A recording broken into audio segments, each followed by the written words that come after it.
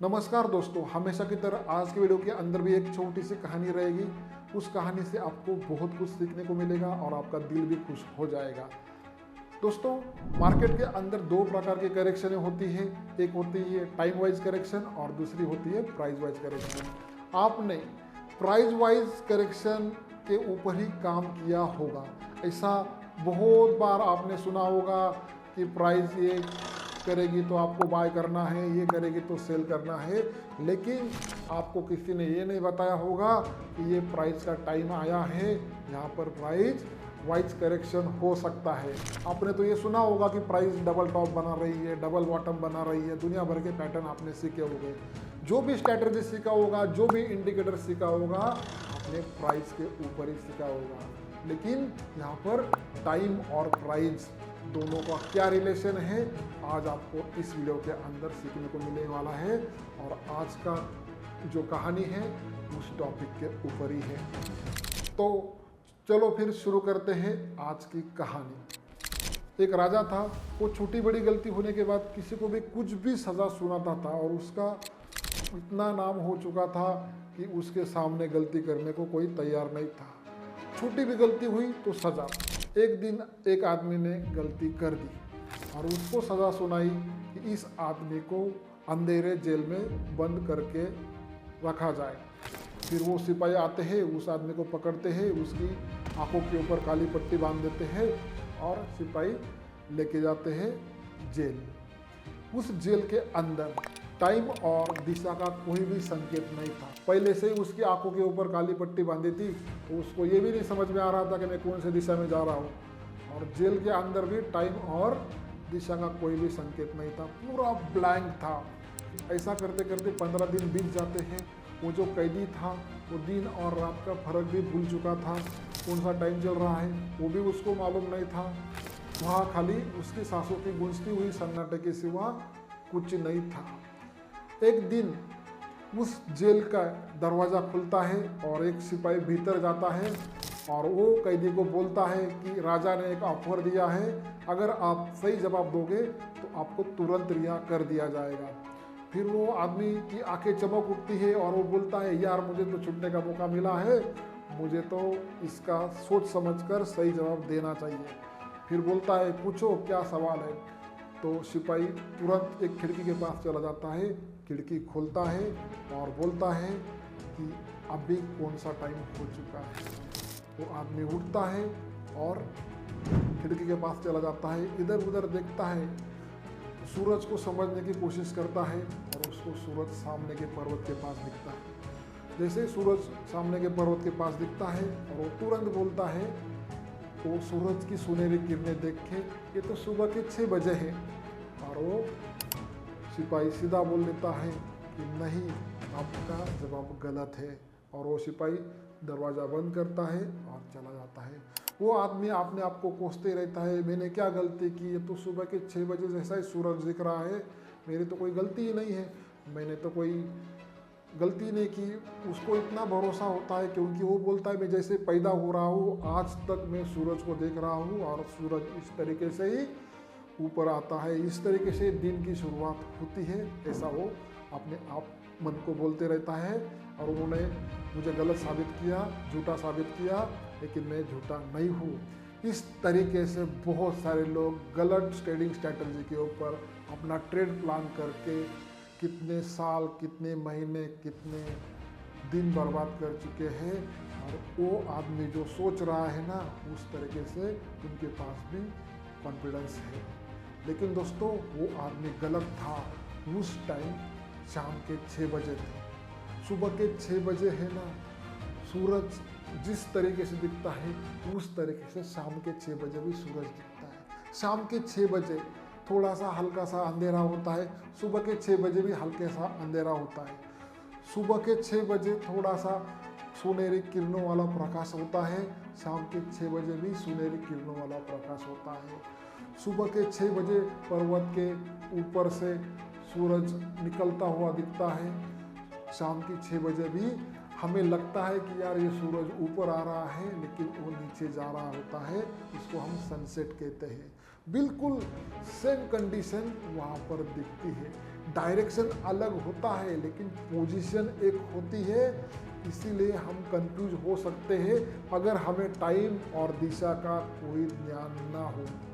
तो हमारे पास से भी कंफ्यूजन हो सकता है अगर हमें भी कोई आंखों के ऊपर पट्टी बांध दे और हमें दिखा दे कि ये कौन सा सूरज है, तो हम गलत होने के चांसेस हो सकते हैं। और बिल्कुल ऐसा ही होता है स्टॉक मार्केट के अंदर। लोग क्या करते हैं, सुबह के 6 बजे जब ब्रेकआउट्स आने वाले होते हैं तब उसको देखते रहते हैं।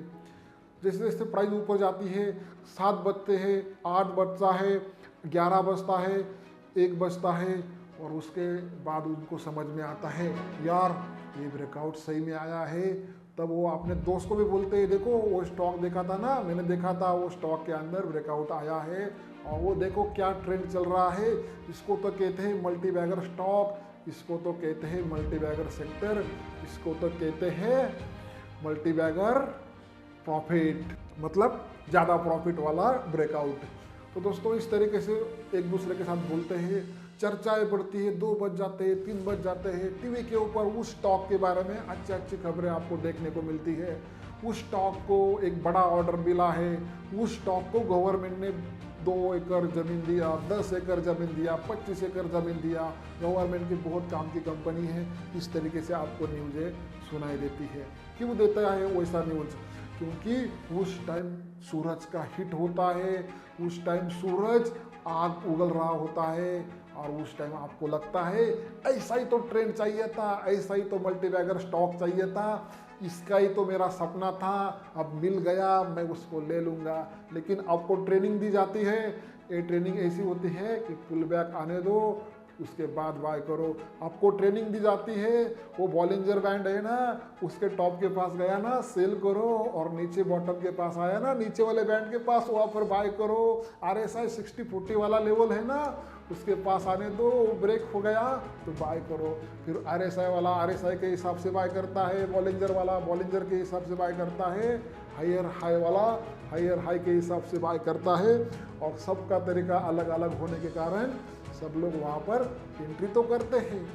देखो दोस्तों, अब अगर RSI वाला गलत जगह है एंट्री कर रहा है तो वो गलत रहेगा, बॉलिंजर बैंड वाला गलत जगह एंट्री कर रहा है तो गलत रहेगा। लेकिन सब लोग तो गलत नहीं हो सकते ना दोस्तों, सब लोग गलत नहीं हो सकते ना। किसी एक की तो स्ट्रैटेजी सही चलनी चाहिए ना, लेकिन सबकी वहाँ पर स्ट्रैटेजी नहीं चलती है। क्योंकि उन्होंने क्या किया, वो हिट देखा और शाम के 5:30-6 बजे पुल बैक आया और वहाँ पर उन्होंने एंट्री कर ली।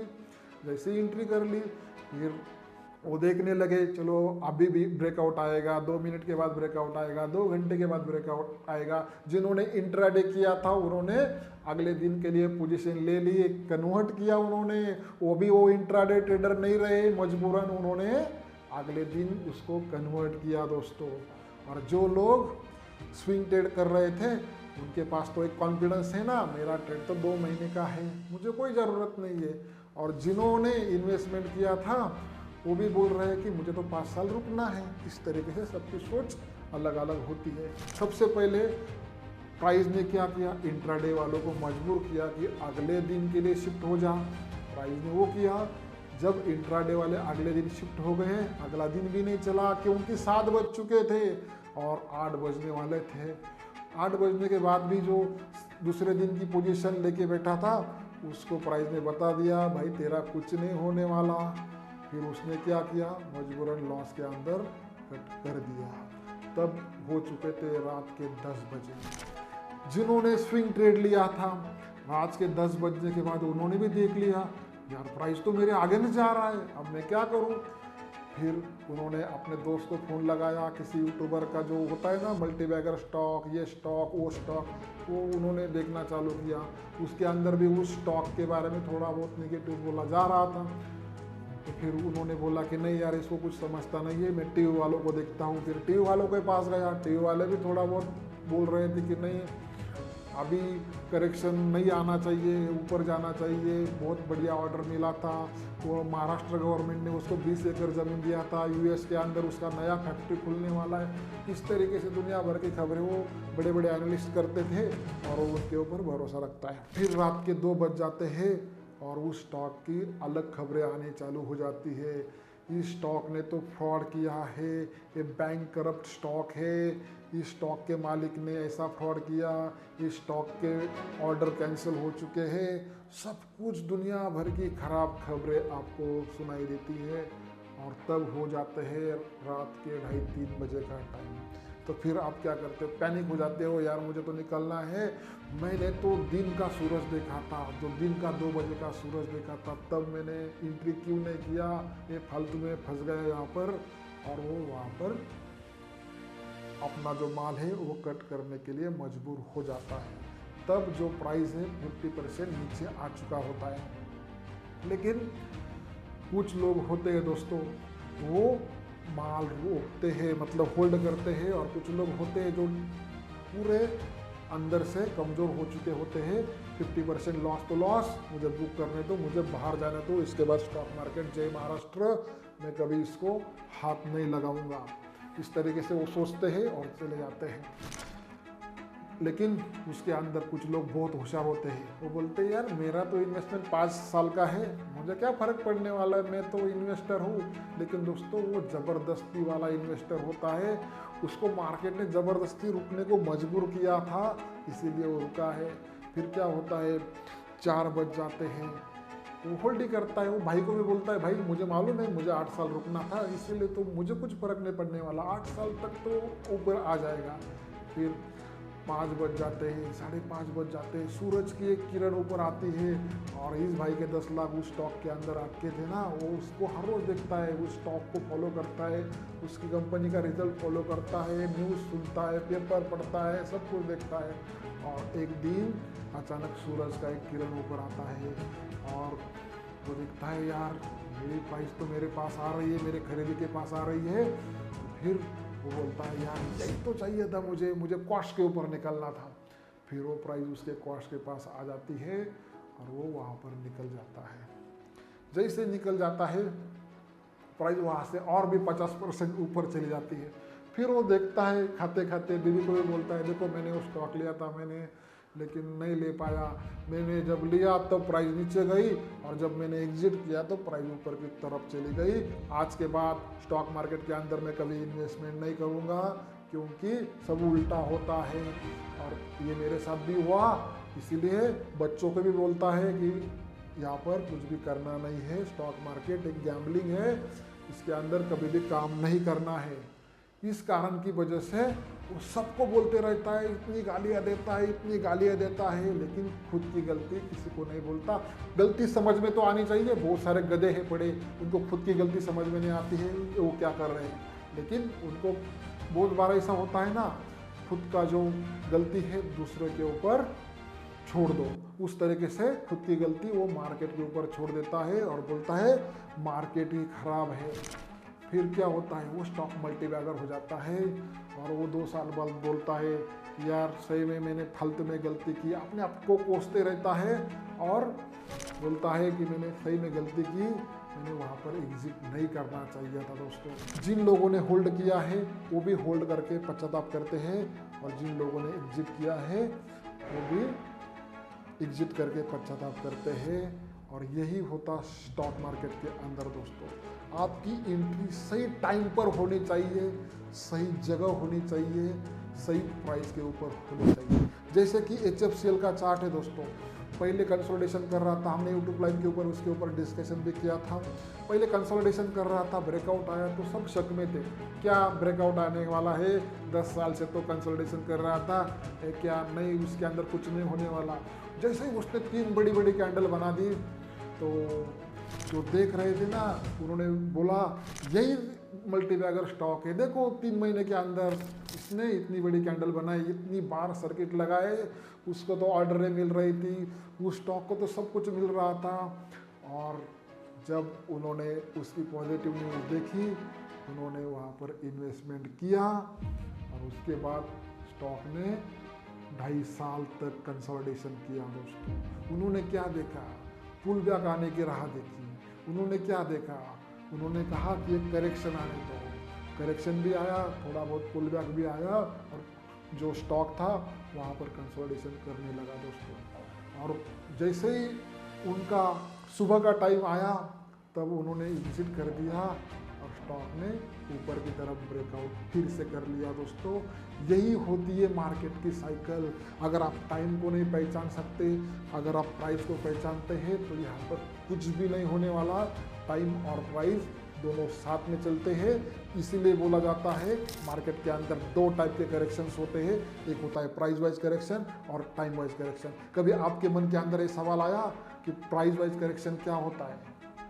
आपको बोला जाता है कि प्राइस वाइज करेक्शन मतलब कंसोलिडेशन, टाइम वाइज करेक्शन का मतलब भी टाइम से मापना होता है। दोस्तों हम एक प्राइस को मोटा मोटी माप सकते हैं कि ये स्टॉक, ये ब्रेकआउट अगले हफ्ते आ सकता है, अगले महीने आ सकता है या अगले साल आ सकता है।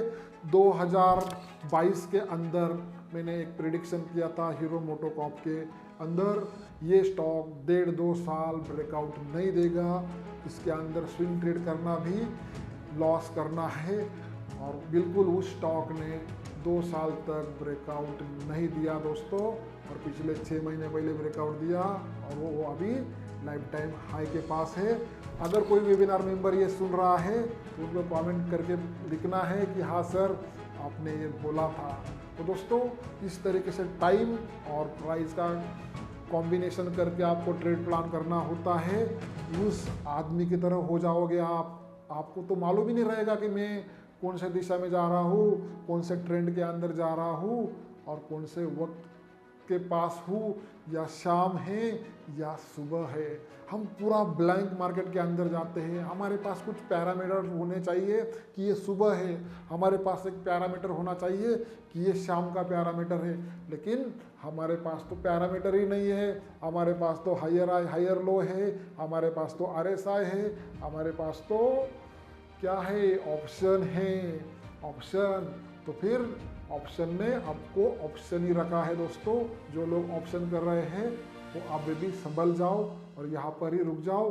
तो दोस्तों आपको ये मालूम होना चाहिए कि टाइम और प्राइस का रिलेशंस होता है। टाइम अगर छोड़ देते हो तो आपको लॉसेस ही लगने वाले हैं।